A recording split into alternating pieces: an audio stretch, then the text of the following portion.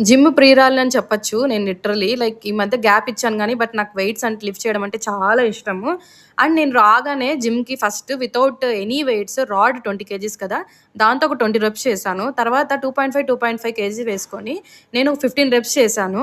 తర్వాత ఇంకొక weights lift చేశాను. అంటే 5 కేజీస్ యాడ్ చేసుకొని అది కూడా ఒక 9 చేశాను. బికాజ్ ఎందుకంటే ఎక్కువ వెయిట్స్ వేసే కొద్దీ నాకు కూడా ప్రెషర్ ఎక్కువ అయిపోతదనమాట. లిఫ్ట్ చేయలేను. సో, అందుకనే నేను ఎక్కువ వెయిట్స్ ఏసుకున్నా గానీ ఎంతైతే చేయగలనో అంతే చేస్తాను.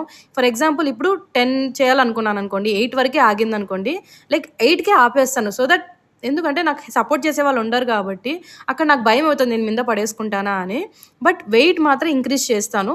అది ఎంత ఇంక్రీజ్ చేసినా ఖచ్చితంగా ఒక అట్‌లీస్ట్ ఒక 5 రెప్స్ అన్నా చేయడానికి ట్రై చేస్తాను. బికాజ్ బాడీ బిల్డ్ అయ్యేది అలానే గదా! మజిల్ బిల్డ్ అవుతది నాకు గూడా. ఎంత లిఫ్ట్ చేస్తే అంతగా.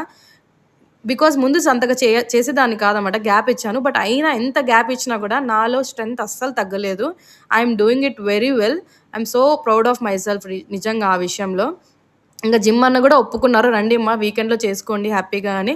So, I'm so happy. Thank you so much bro.